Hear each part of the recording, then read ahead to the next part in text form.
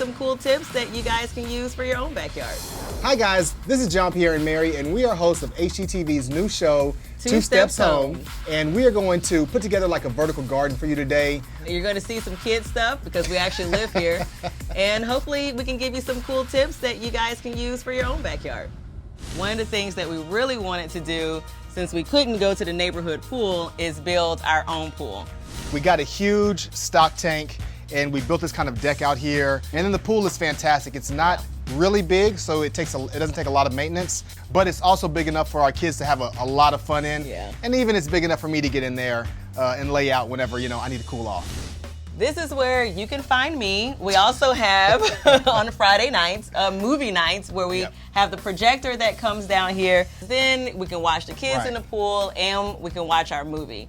One of the things that I love about this church pew is we found it in an abandoned building, and I just put 2 coats of chalk paint on it. It took 30 minutes. And what's cool about, those older antique pieces is that even if it's weathered or it gets ruined, it actually just adds more character to it. So don't be afraid to repurpose something. You won't regret it. And an abandoned building. You need that part too. I had this idea for a vertical garden because I really wanted to grow my own herbs. It's a great way to, really have your own garden at your disposal, and the kids love watering the plants. The size of your trellis could be as tall or as short as you want, depending on your space. Go out and find a pallet, and they're pretty much anywhere. Big box stores have them, and what you need is just the 1x6 pieces on the pallet.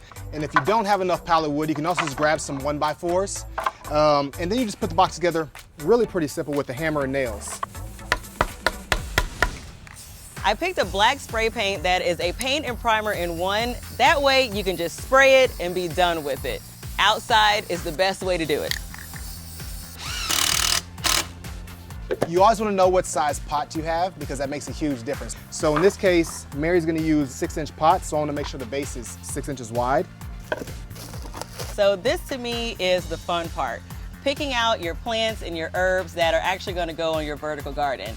I went with citronella and thyme and even some lavender because those are actual mosquito repellents. And I threw in a couple other fun things like mint for my cocktails, all of our favorite vegetables and fruits that we love to eat. So overall, this is a pretty easy project to tackle. It doesn't take up a lot of space, and it makes for great vegetables and cocktails. For sure. Bye.